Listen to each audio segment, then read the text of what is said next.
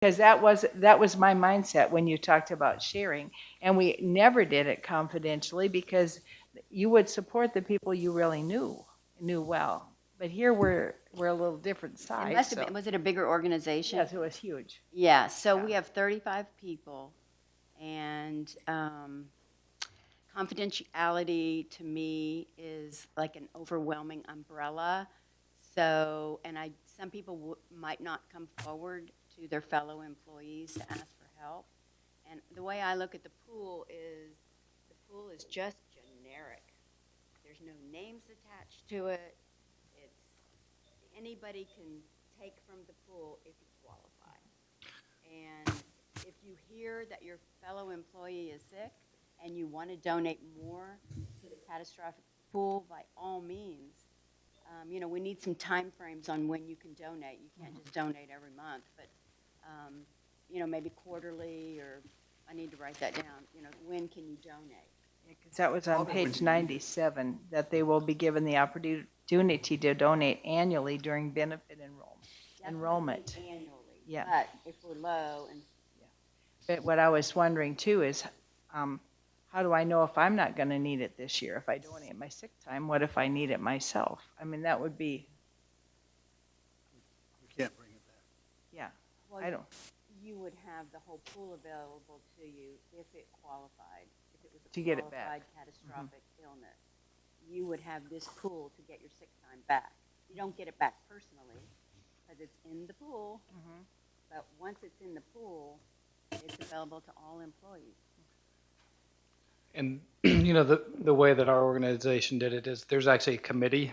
Granted, I'm not a big committee guy, but there's a committee that actually reviews the catastrophic leave so that it's not just the city manager, because there could be personal conflict, or, and so you have 2 or 3 people that are on that committee. They have to apply to be on that committee. Obviously 3 would be the number you would probably need.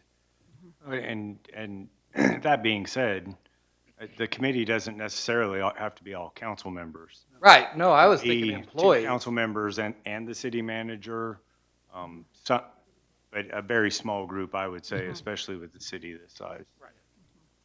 I don't want to make it more complicated than it already is. Is it possible maybe to merge the both? Because I understand, Pat, what you're saying, where, if you're not part of if you don't come to the party, why do you get to celebrate? I get that. I also, and I don't know which organization you're speaking of, in the VA. the VA. Yeah, Is the that- VA was very specific with us. If somebody was ill, like when I first started getting sick with my issues, my team got together and donated specifically sick time to me. So is it perhaps possible for us to do both? Can we have a set pool for people who have contributed, and then once we have the program established, make it so that if somebody has not participated, then they can go through whatever chain we set up to say, hey, look, I'm not a participant, I don't have leave built up. Can we reach out to the rest of the employees and say, hey, I'm sick, I need time? I don't know, it's just, I hate to leave people hanging out in the cold, especially when we are setting the limit to start with. If you don't have 80, you don't get to play. So I don't know how we factor all that in. That's not it at all.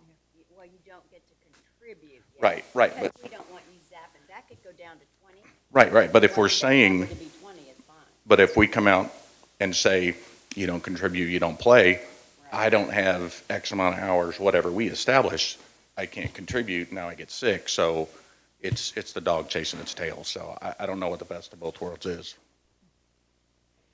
The one thing I remember is that we had people that we knew well and we loved them, and they didn't come asking us for sick leave. We just, we were told by their manager that they're running out, and we were happy to contribute. And it was kind of nice to know who you were giving to, because, I'm sure you felt cared for when your team did that, where if it came anonymously, it just wouldn't have, I don't know, it just wouldn't seem the same to me. As So, a manager, So, go well, ahead. I was going to say, I think there's probably some HEPA stuff that you have to worry about with that, if I'm not mistaken, as far as the. Yeah, I would think that, obviously your coworkers are going to talk, because we have this situation going on my campus currently. Don't know all the specifics, but I don't know. I don't believe that. I'm going to just, and I'm going to say the devil advocate thing, and I don't like that because I don't want to be the advocate of the devil. But let's say, Roxanne, everybody loves you. I mean, everybody adores you, and you're sick. They're going to vote for you. But maybe, you're the new guy that no one knows or they don't care about.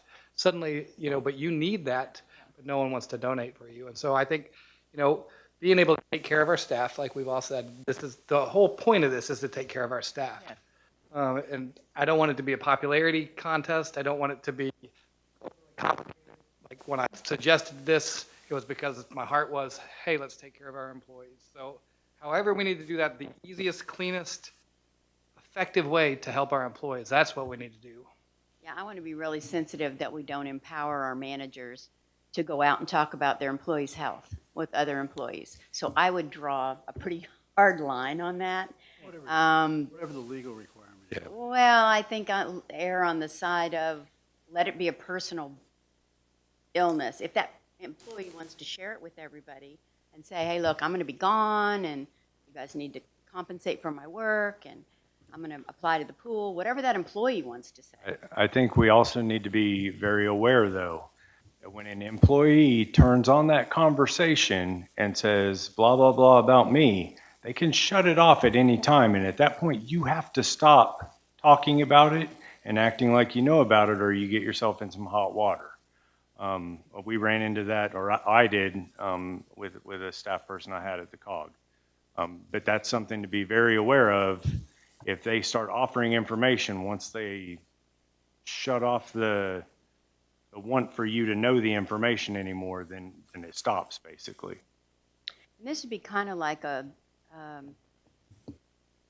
huge wall. I mean, once the hours go over the wall and into the pool, it's just a generic pool Okay. for all employees. It doesn't have to be Pat. If you want them to buy in, I'm open to that. But I view it as a all-employee policy. And maybe we start off with a really small buy-in, maybe it's like 8 hours, and Yeah. Okay. And then possibly, we could do a generic at the end of the year saying, we were able to donate so many hours to so many different employees this year. And so we really feel like this is a great benefit and would encourage you all to continue contributing or something. hopefully we won't have a catastrophic event. Right. It may be years before any of this realized. Right. It's a big Well, Hopefully. we've had two since the time that I've been here, events.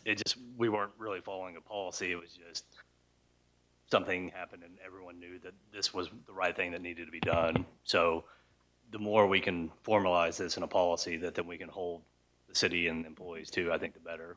So. What about this being used for care for others? One thing that I thought about is we could implement it with employees only at first, and then we can always modify the policy later if we feel like that's something we want to do. I just thought I'd throw it out there at the Yeah. beginning. I think that one's a really hard call because sometimes, you might have someone living with you who's no relation at all. And something happens and you've got to take care of them and it'd be hard to define. Might be, maybe we should put something in there like if leave is needed to care for an ill person, family member, etc., then that has to be individually approved by our little sick leave committee or whatever we had, yeah. This defines it pretty tight with kinship, adoption, marriage, certified foster children, or under legal guardianship. I got the impression that it was meant more if you have a really sick child, that you stay home with your child, as opposed to, but it can be whatever we want it to be.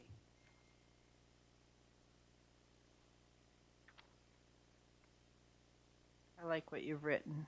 I like what is written here.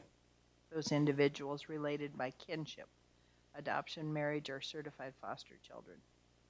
under legal guardianship. Your mother's living with you and something happens and you need to take time off to take care of your mother, they would be able to dip into this pool.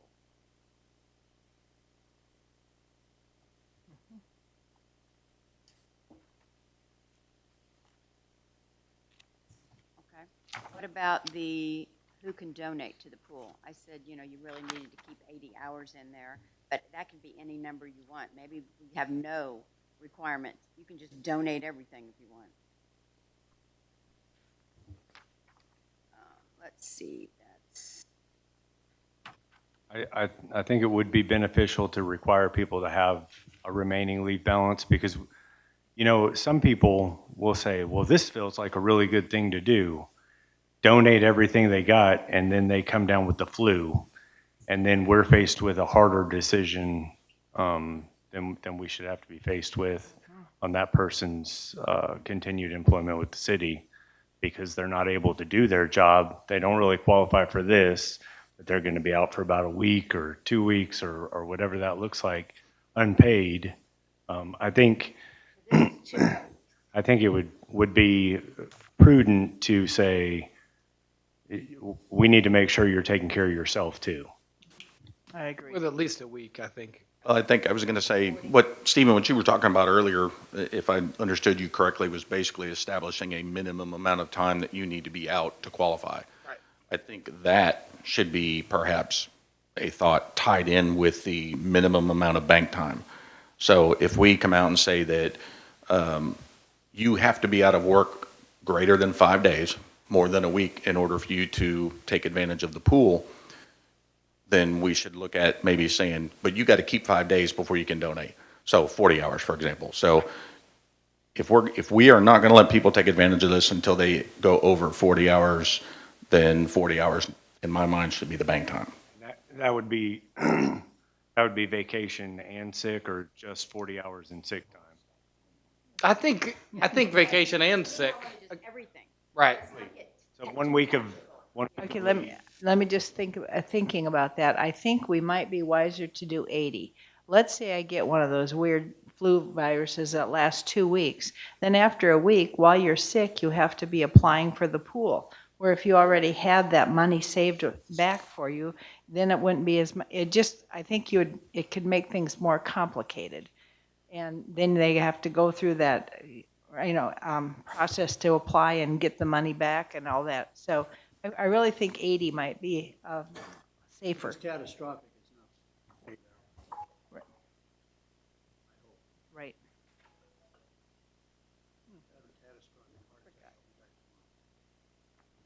So we'll draft the policy with 80 at this point. This is not final. This is just to get a policy drafted, and then you'll have another chance to review the policy when it's finally drafted. I think it's great. I think that it's exciting to know that we're going to give this to our employees and help them. Like, again, it's another win, I think. Have you looked at? That's So why I we did are- not look at that one specifically. No, but we can. I'll send it. Bell County or Bell Health? No, Bell County. County. I'll send it to you. Okay. It looks like it would work pretty well for what you're talking about here. Okay. I like borrowing. It's much easier. Yeah. Was there anything else in here? Pat, you had two things. Did we ever wrestle to the ground that you have to contribute to participate? Or is it a policy for all employees? Well, you could say, for the first year it's gratis, since you don't have enough hours to donate. And then after that, you're either in or you're out. But if we're requiring 80, Well, how much are you going to get a year? How much 40 sick the leave- first year for Okay. vacation, and then sick is what? 8 hours? It's not that much. How long is it going to take you to get 80 hours? Yeah. Sick and vacation. How much you take?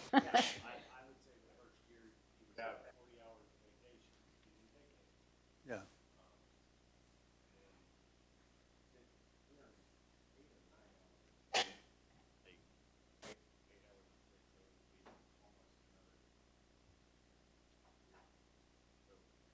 Well, I mean, you could give them gratis the first year or two, whatever it takes to have a minimum, and then buy into it or don't. Yeah, I'm in the camp of, I want to give it to all employees with. Well, I'm giving it to all employees, I'm just asking them to be, if it's gonna be participatory, then Yeah, participate. and I have it as complete volunteer. Council, I don't want to rush this, but I want to ask one thing. We're down about 15 minutes. Is there anything else on the agenda we need to cover before or to continue on this one way or the other? Does anybody else have anything else? We don't have to wrestle this to the ground. We can draft a policy. These are not decisions. Right. These are just direction. Right.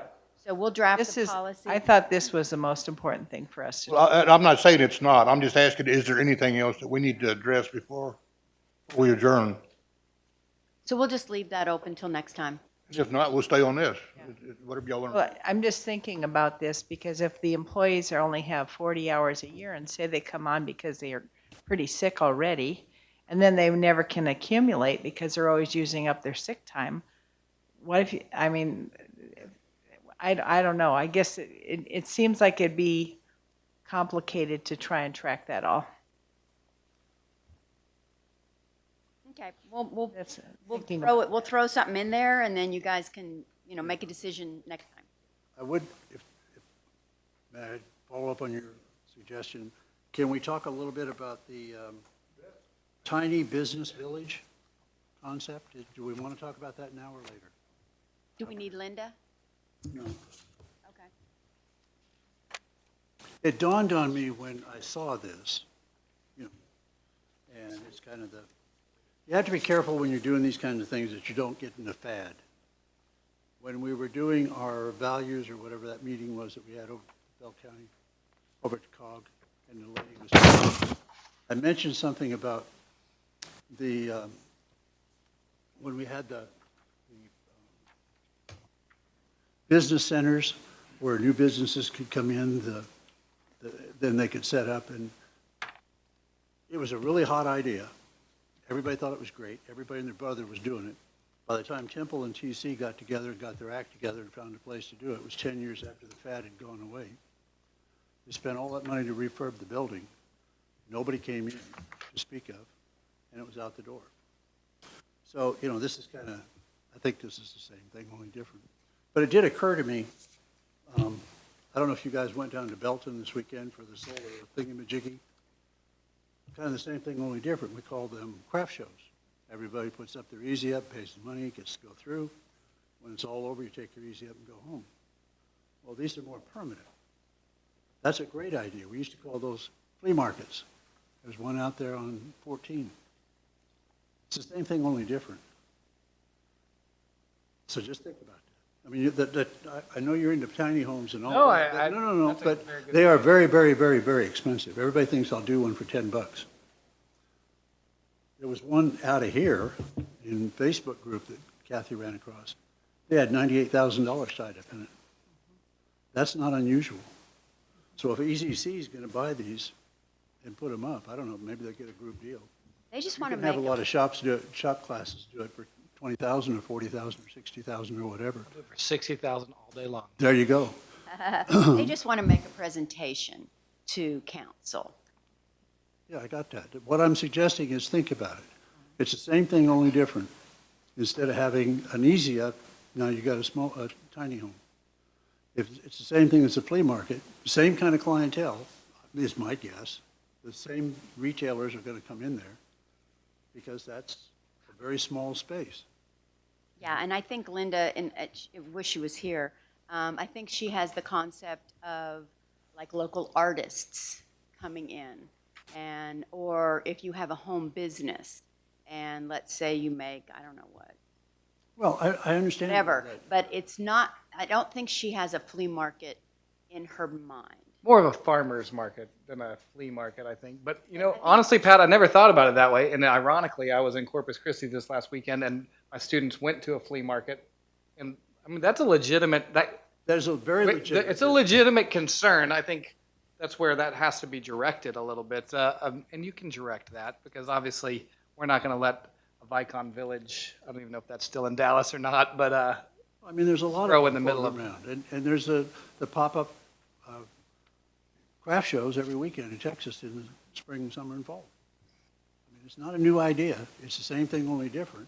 But now you've got more of a investment because somebody's going to foot the money for the buildings and then the maintenance and all that other stuff that goes along with it. As opposed to having the retailer come in, put up his easy up or whatever and go about selling their business. Well, and again, I'm not going to speak for her because I had talked to her about them being too. almost incubators, Right. essentially, to getting people to thrive. But again, Has anybody seen the data on the success of those?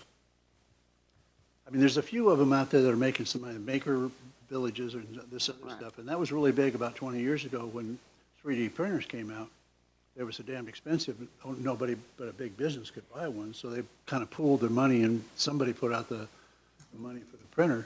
And you'd have the kids in high school doing it and local people that were, instead of doing it in their garage because it was so expensive, they'd come down to the maker village and do it. But I think that's kind of passé now too. Just look at the data before we jump on the bandwagon. Yeah, so she has quite a process in here, as far as not just meeting with council, planning two engagements, and, so she's not ready to just throw up a building and put it in. She Very definitely thorough. wants to make sure, very thorough, definitely wants to make sure this is a good solution for some of our home businesses in Morgan's Point. A place for them. Seen anybody coming forward asking for this? Our home businesses, have we heard anything from our home businesses? I think she said she had two people come up to her at the Easter egg hunt and are Yeah, I interested. mean, but, Yeah, so I, you remember the movie, Build It and They'll Come. Well, things are changing. People are not doing that. A lot of the home businesses now are just doing it on the internet. They don't have a storefront. I know personally some people that do that, but don't tell Kathy I said that. And I did talk to her today, and we talked about location, we talked about getting the public involved, we talked about possibly discussing with the council prior to any of this, just so, she could give a presentation on what her thoughts were. The location, she has a location selected, but maybe that's not the best location. So there are a lot of things that are up in the air. I think this is really just to put it on the council's radar, so that when the EDC and the council meet jointly, probably after the new city manager's in place, there is a synergy, if you will, for how to move forward. Yeah, and I think that's great. I was just throwing out the idea that this is not a new idea. Take a look at it, be reasonable about it, be rational about it, and try to find out some information on it. How well are they working? And, pop-up craft shows, they're a big deal throughout the state in the summertime. Or you can go to Canton, isn't it Canton where they have trade days. yeah, where does it go, 40 miles? I don't know whatever the hell it is. But I don't know that that's necessarily here. I was in a shop this past couple of weeks where it was a great big building and then there was all these little areas and each person had their own booth kind of thing. And that's what I was thinking she had in mind. So those booths could come and go and as people like saw portable, fit. portable. Well, yeah, but it'd be like a big, huge area, but you had each booth, it was hard to even tell the booths sometimes, but they were kind of defined by the stuff around them and the square and stuff. So Remember when we used to go to the mall and they had the pop-ups and all up and down middle. the corridor? Same thing, only Yeah. different. Do we have a minute to talk about enterprise funds, if anybody else wants to talk about anything else? Linda's outside, actually. Oh, She heard y'all talking and walked back out. okay. I think I would go ahead with enterprise funds. It's 20 till. Okay, well, I have some thoughts on enterprise funds, if anybody else wants to jump right in.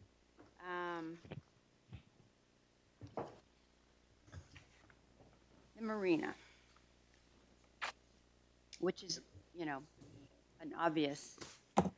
These numbers are based on my slip, and I've had a slip, I don't know, almost 30 years. In 2011, we had a 35% increase in our slips, but because it was not done since 2000, that's a 3.2% annum in marina fees. In 2016, we had an 18% increase, again, like 3.6 per annum, because it was over like a 6-year period. The proposal that I saw from Ronnie is to move it to an extra $1 a foot per month, which would be an 18% increase. And so since we haven't had an increase in 8 years, that would be a 2.5% per annum increase. We have the issue of lockers. We charge $7 now. Do we want to go to 10? We have the issue of the trailer storage. What do we want to do with that? I'm assuming it's open to the public now. Do we want to close it down just for marina patrons, or do we want to keep it open for all the residents to put their trailers there? And if so, can we charge something? I don't know if it's $5 a month, I don't know what it is, but maybe a charge to store your trailer up there. I said you can make an annual payment, there won't be any refunds, there's not going to be any proration, I mean, it's $5 a month and you pay, you commit to a year at a time. So that it keeps the administration a little more tolerable. And an inventory would be required to get an inventory of everybody's license plates, which I think Matt has done in the past, to determine that they're all legitimate and that their registrations are up to date. Anybody else have any comments on the marina? Well, I was unaware that anybody, like you're saying that's a suggestion, or are you saying? Suggestion. Okay, because I was like, man, can anybody put a trailer there? Because I thought. I don't know. I don't believe so. I think in the marina contract, I think it talks about. I don't think it's monitored. One thing with the trailers too, at minimum, people should have their trailers they should be licensed and ready to pull out at any time. So if the tires are flat, and you have to maintain your trailer if it's in that spot.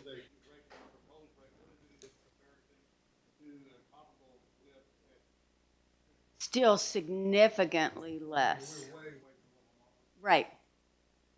But then I would also propose that we look at our enterprise funds rates every year, not for an increase, but for just, hey, let's look at our rates. What's going on with our costs? What's going on with capital? So this isn't a one and done like we've done in the past. I would want to have a policy, a city policy that says we will look at our rates annually. I agree with that. I think that was the big thing, is we let it go for years because it's not, but it should be something that comes up every year on the agenda prior to our budget season. And so I'm glad we're looking at it tonight.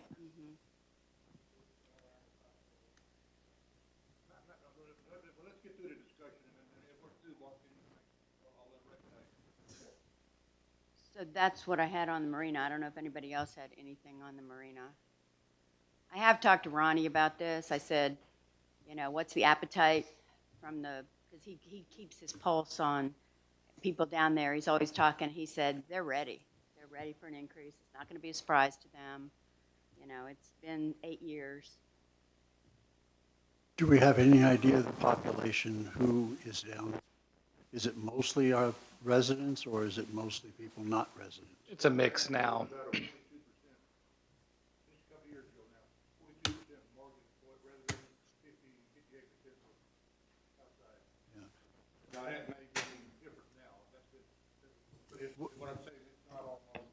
No, but Dennis, didn't we have it originally where it was Morgan's Point only, and then the Corps said, no, you can't do that or something?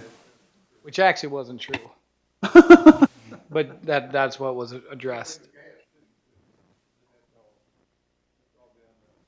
I mean, I literally bought my house in Morgan's Point so that I could get a slip at that marina. Me too. I literally had a house on the other side of the lake, but I'm like, but if I buy a house in Morgan's Point, I'll be it.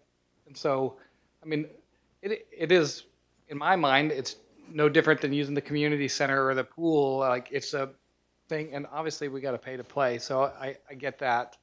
I think too, though, there are people with fixed incomes that are down there, so obviously we don't want to exorbitantly one whack, and that's what happened last time, is they tried to almost, I think it was a 52% raise is what they originally, and everybody came to the council meeting and was like, hey, this is unacceptable. Not everybody, but there was a group of people, and I think you probably remember that. And so, you know, what's the magic number? I don't know. I think looking at it annually, and our trash rates and our water rates, and, you know, being competitive, but also I think the beauty of living in Morgan's Point is some of the things that we have and taking care of our, just like we're taking care of our employees, we want to take care of our citizens. And so, Marina's always been a big draw. It is, but, you know, then I'll play devil's advocate for you. The argument I get from a lot of citizens is that because the Corps continues to limit how many slips we can have, yes, it is a perk for our citizens, but it is a perk for a very small number. And there are people that are still on the waiting list, so, question. Go ahead. 7 years is how long I was on the waiting list. Oh, I know, believe me. The only question I have, and I'm not sure if this is maybe for Chief Schutze or Neil, does the city incur any liability for those trailers that are parked down there? And because it's city property, are we allowed to limit that only to people in the marina Is it in fact city property or is it core property? where the boats are parked? For the trailers? Where the trailers Or are, the trailers, yeah. I think it's city. I think it's core. Wasn't that the issue city. we ran into with the golf thingamajiggy that was proposed? Harry says it's city. Where the trailers are, the core would have been as it wrapped around east, Okay, okay. back towards like on the other side of the street on your house. I didn't see where the line Line was. was, yeah.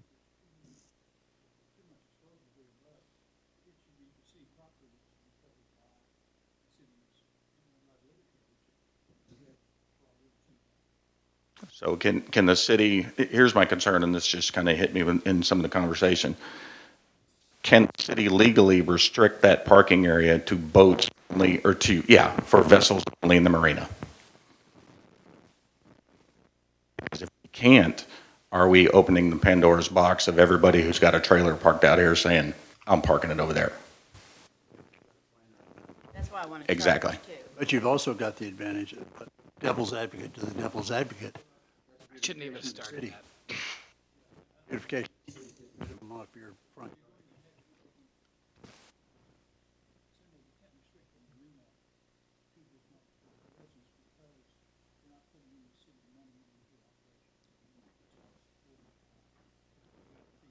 By the users, okay. Right. Now, my input, as far as that goes, if you change the location of your boat storage, then you can possibly, without Neil overriding me, restrict it and charge if it were behind, say, gates or fences.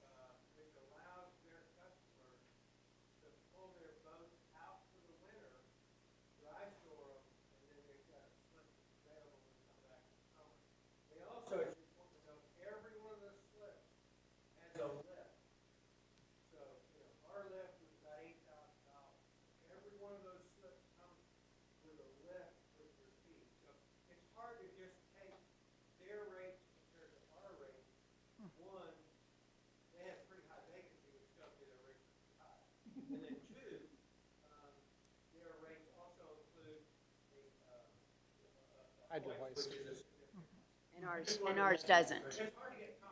Yeah. Thank you, Mark, appreciate it. Okay, I'm going to close this session right here, and we're going to reconvene in about 10 minutes, and we'll start all over.